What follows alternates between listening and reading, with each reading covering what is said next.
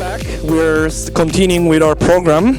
And we have a very interesting conversation, I have to say now, together with Olta Andoni, General Counsel at AvaLabs and Markets Enclave, and obviously on behalf of the Outlets Playing Initiative by AvaLabs. And Olta, why don't you join me on stage and we just start saying hi to people. A big round of applause for Olta. Thank you, everyone. Olta and I are going to have a nice little chat about what else if not MiCA, the Market in Crypto Assets Regulation. Like we didn't talk enough about MiCA so far. I don't think we can, right? I don't think we can. I think we have been talking quite a lot about MiCA in the past 4 years now.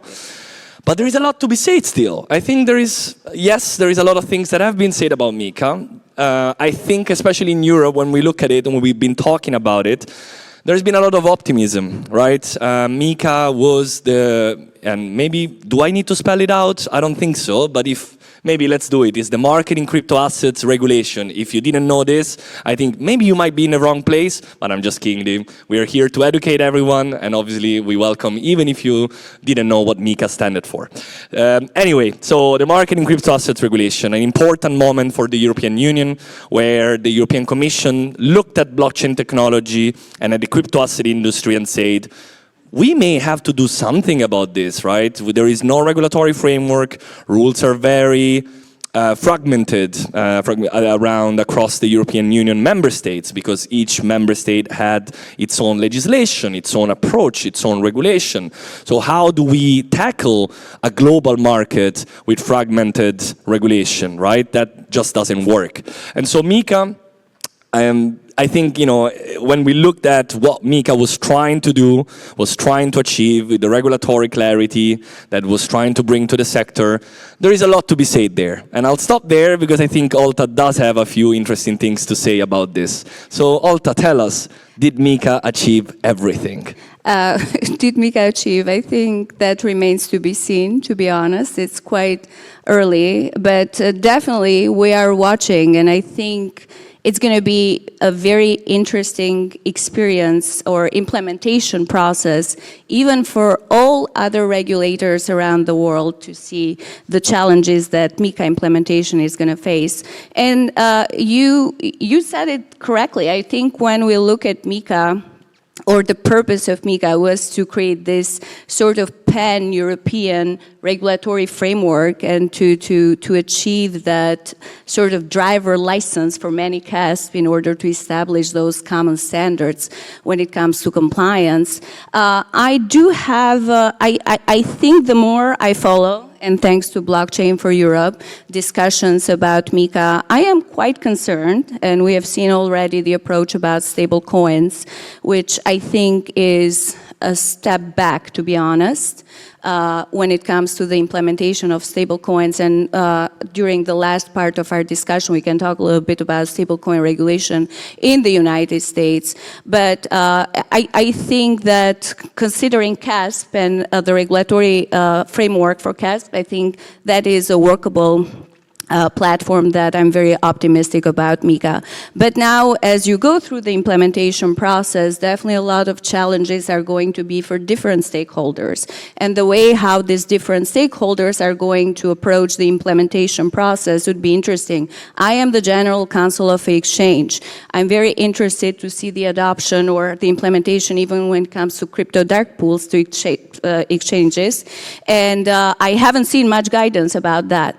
And when I consider, as the GC of an exchange, my next jurisdiction where to apply for MiCA, there are several questions that go through my mind. And actually, it's not an easy due diligence process because you really need to consider each jurisdiction. And it seems like now that we're in the final stages, I mean, December 30th, right, when MiCA goes into full force, I am afraid that we're still going to see changes because more products are going. Someone mentioned in the previous panel here that crypto is very, very fast-paced, right? Even for us as builders in the industry, we continue to develop new products. So I'm not sure how these new products are going to fall under which kind of area of MiCA implementation. So, but definitely it's going to be super helpful for market expansion for different stakeholders, and I'm very optimistic about that. And also, it's going to be super helpful in order to enhance that trust, especially among the investors. When we talk about this global regulatory framework, I think that probably even for United States, the more we, and especially in 2025, that I'm very hopeful that we're going to have some regulatory clarity. I think that MiCA would serve like a good example to see what can we approach or what lessons we can learn from a MiCA implementation. All right, thanks for that, I think, very comprehensive intro. I think you mentioned already quite a few of the topics that we wanted to get across today. And so you just said now, MiCA, yes, an example, right? And this is also, again, looking back at what the European Union was trying to achieve, right? The so-called Brussels effect of introducing a comprehensive regulatory framework, which somehow requires other jurisdictions to look at and somehow comply with or converge, because otherwise you're not going to be able to do business in Europe, very simply put. So this kind of example, the Brussels effect, again, like, we achieved something. I think it's clear that, and we heard it earlier as well in the first panel, that it's true that other jurisdictions are looking at MiCA, are looking at Europe as an example, as a way to potentially do things similarly, but potentially also do things better. So what are, do you think, the main issues? I think you mentioned a couple, but should we focus on the real pain points in implementing MiCA? What are the main challenges from an industry perspective? And which areas then we believe that maybe should not be taken as an example by other jurisdictions? That's a great question. I think there are going to be many challenges, but personally I would focus a lot more on what concerns me as a GC. Definitely is going to be the operational cost and the timeline or the framework timeline, because I'm curious to see especially how reverse solicitation is going to work. I don't think, despite many advice that we get from European councils, I think when it comes to the reverse solicitation, especially after the implementation stage, that there's still a lot of gray areas. So I would concentrate and focus a lot more on the timeline, because even for the grandfathering sections that you have under MiCA, you can see that grandfathering has different timelines in different jurisdictions. And I'm not sure how the platforms are going to approach that. The other thing that is interesting for you guys is that right now, as you're implementing MiCA, you are dealing with a AMLR regulation. You're dealing with the AI Act. You're dealing with Data Protection Act. So I think that you really need to give some time to the stakeholders to be able to navigate all these regulatory frameworks. And also, I think that's why it's important that, as we mentioned during our meetings, for that period of sort of safe harbor for enforcement of MiCA, which I'm not sure where that's going to go. And that is going to be another challenge. I mean, so far there is no clarity about that, and we still do not have the regulatory technical standards. We still do not have the European Commission report, which I was, and myself and many others in the industry, but especially in the United States, who were looking like, waiting for that report to come out, because definitely that report is going to be super helpful in order for us to navigate those gaps when it comes to the implementation stage. Yeah, if you're not aware of the report we're talking about, I think it was also mentioned in the very first panel, but again, MiCA asks the European Commission to put out a report which somehow looks at some of the areas that, I think, you know, as we discussed earlier, some of the areas that were intentionally left untouched, right? So it's not a mistake, right? They have done this on purpose. They realized that there were some areas of this space, namely DeFi, namely NFTs, staking and lending activities, that were just probably not yet ready to regulate or to be regulated, depending on how you look at it. The European Commission really said back then, Is there a need to regulate DeFi yet? Probably not. We looked at this space. It sounded as obviously a very interesting innovation that was coming out of this blockchain Web3 space, but not something that deserved or merited like regulatory intervention right away. And so now, again, we're expecting to see this very interesting report, in theory, due by the end of the month, on the 30th of December. In practice, probably not expected before the end of the year. That's another story, and we can ask that to Peter Kirstens when we see him tomorrow, I think. But I think, generally speaking, this is clearly a report that will clarify some of these very important questions about how do you define potentially decentralization. And as we know, the regulatory scope of MiCA is a bit vague about that. So, after having mentioned all of these challenges and implementation issues and gaps that there might be, Olta also mentioned some of the discussions that are happening at the moment between the national competent authorities and ESMA, so the European Supervisory Authority that is in charge of especially aligning the enforcement of MiCA rules across the national competent authorities together with the EBA.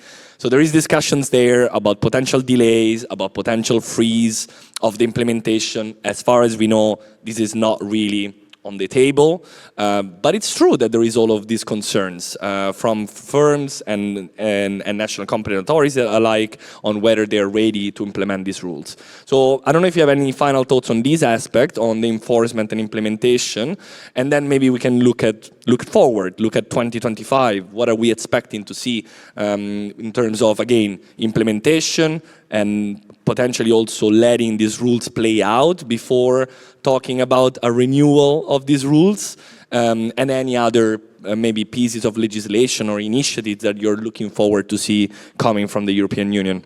Definitely, I'm very eager to see, and maybe we can mention here a little bit about MiCA 2.0, which I don't think is going to happen, to be honest, anytime soon. And then I go back and think, like, do you really need a MiCA 2.0 right now?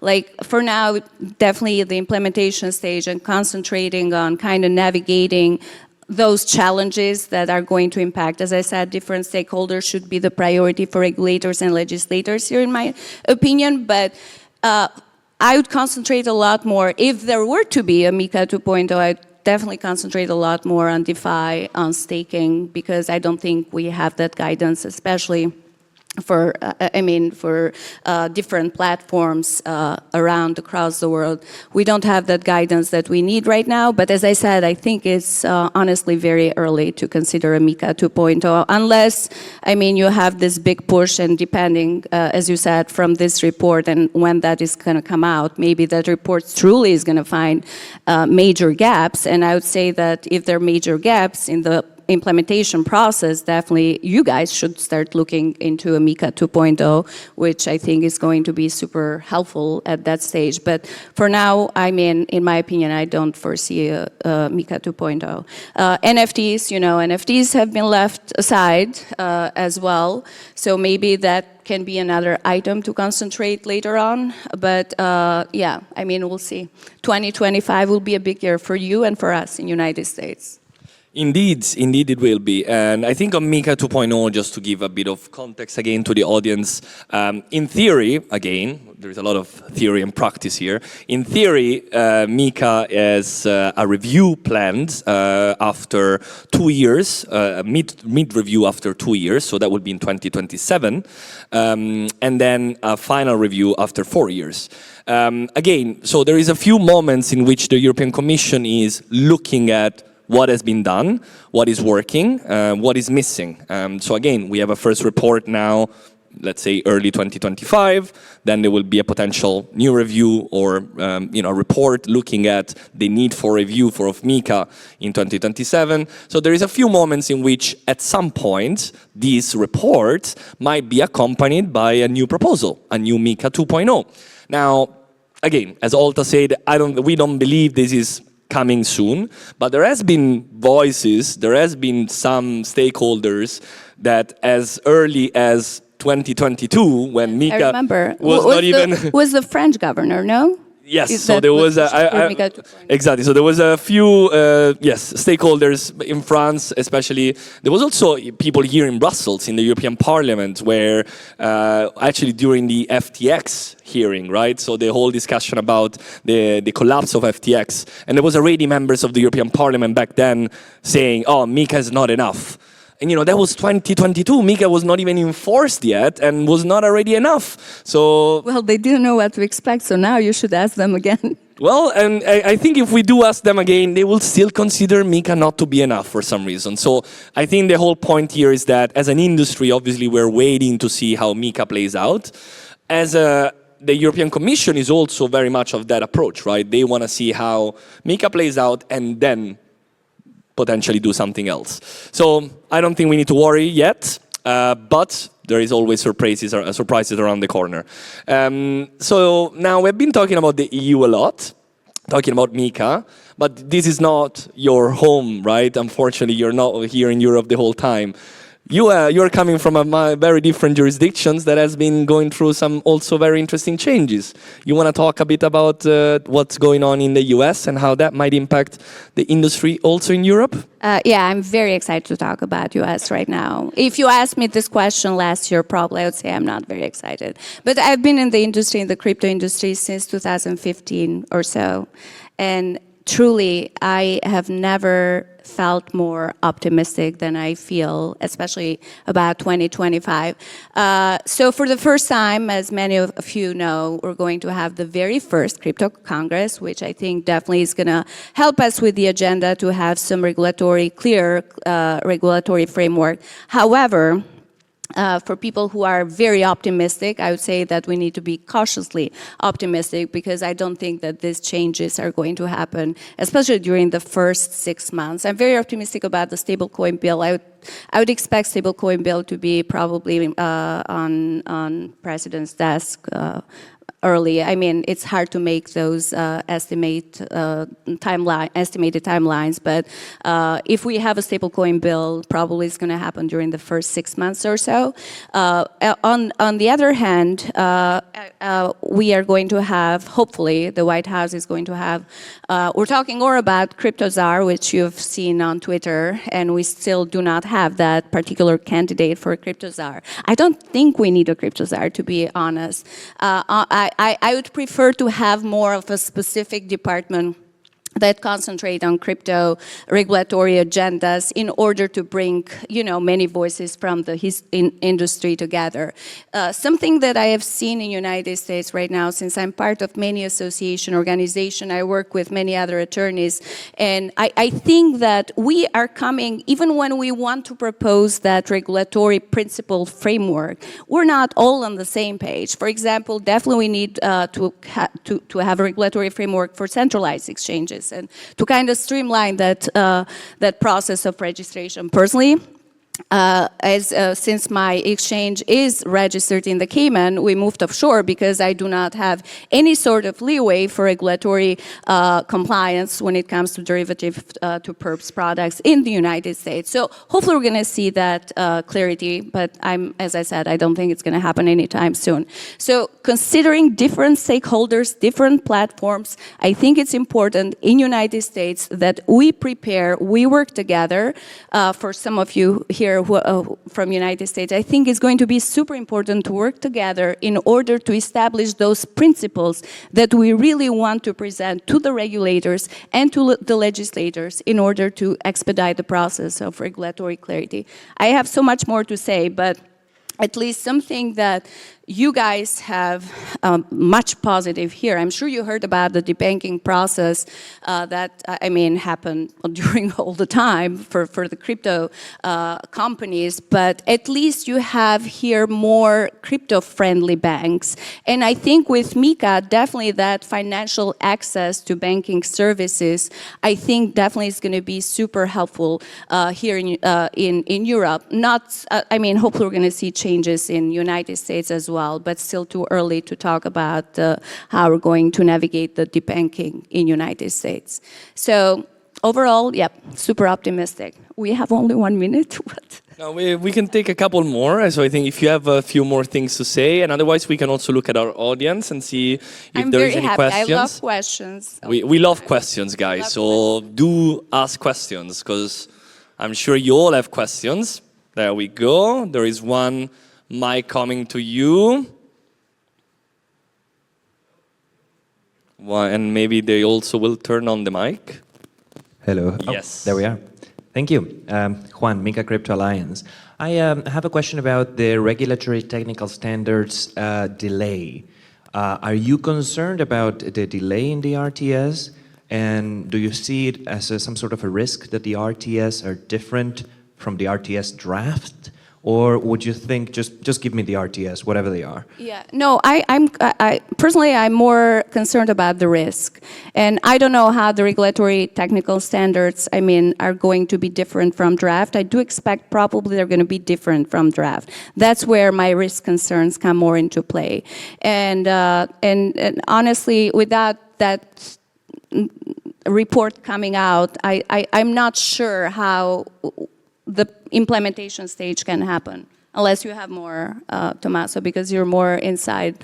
I mean, this is a big discussion, right? And again, there has been concerns because some of the RTS have been delayed by ESMA and the EBA. Some of the RTS and ITS have been rejected by the European Commission, especially those that have been developed by the European Banking Authority, and they have to deal with reserve of assets and liquidity standards and so on for stablecoins. So a very interesting debate there as well. But the real issue here is what we're talking about is the fact that some of the national competent authorities have themselves these concerns that they have not received these RTS in time for them to be able to prepare, to be able to then provide the licenses in time. So there is a big discussion there. Again, ESMA is considering whether there is anything that can be done.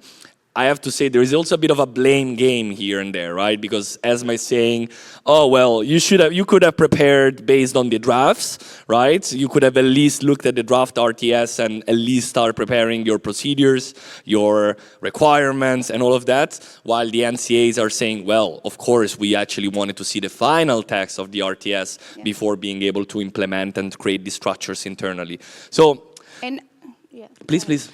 No, and I think even for the regulatory bodies that are going to help, or are in charge of the implementation in different jurisdictions, as we have seen, some of them are very knowledgeable, and some of them still need that education. And I think that these regulatory technical standards are going to be super important, especially for those regulators that still have their knowledge gaps, and hopefully it's going to help in the process as well. And we have a question just coming in. I love that this actually works. So we do have an anonymous questions, and this is about the prohibition on interest on stable coins. I don't know if you have been following that, of course, and we have seen the news these days. So if you believe that this is something, I guess they're asking if it will change or not, how it will be treated in the future. I don't know if you have any thoughts on this prohibition. Definitely I think it's a big step back, not only for you, but also the UK, the FCA recently announced that they're also postponing the regulation, I think 2026 now.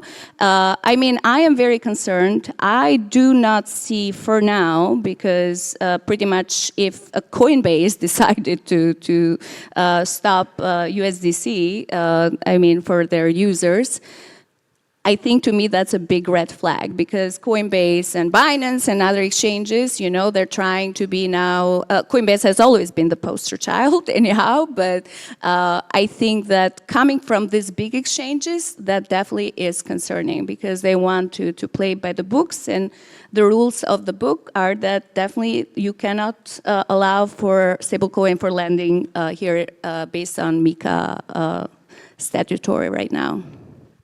Yes, another tricky area. Do you think that's going to change anytime soon? So honestly, Personally, I do not think so, because I think it's a very clear intention by the European Commission of avoiding that basically stablecoins issuers can play the role of a bank, which allows you to get interest in theory on your deposited assets. So this is the problem, and this is the issue. Of course, this is something that, from an industry perspective, doesn't really make sense, because this is how stable coins have been also useful generators of yields and interest, but this is not something that the European Union wants. And that reminds me that actually someone from European Commission posted that on LinkedIn in response to the same topic, and definitely was intentional. I think Mario Draghi, if I'm pronouncing, he posted a great report which I think is a must read, or maybe a lot of you probably already read. Definitely, Europe has to concentrate a lot more on approaching, I mean, as I said, MiCA is a great first step, but you have to be careful, especially about stablecoins, because definitely that might drag you in the process. And I'm not sure how things might change in the future. And also, I think global, now that in the wind is shifting, regulatory wind in the United States is shifting, I think would be very important for both countries to collaborate, and hopefully we're going to have more working groups between Europe and United States. All right, very last one, because I like this one, and then we have to go, unfortunately. But thoughts on the Tornado Cash reversal in federal court? It was a big, big decision. I mean, the reverse. It's just, as I said, and when I was in private practice, I have represented a lot of developers. So I do this with a lot of passion, and it's one of those decisions that was so enthusiastic for developers,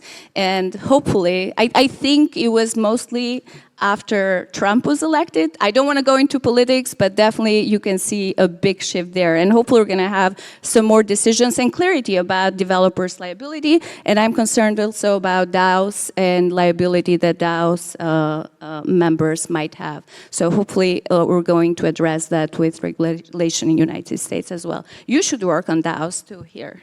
We might do that. All right, Olta. I mean, I will go on for hours, but I think we do have other panels that we need to get to. I love to talk, but if Thank you you have so any much for being with us, out. for the great talk, and big round of applause to everyone. Thank you so much.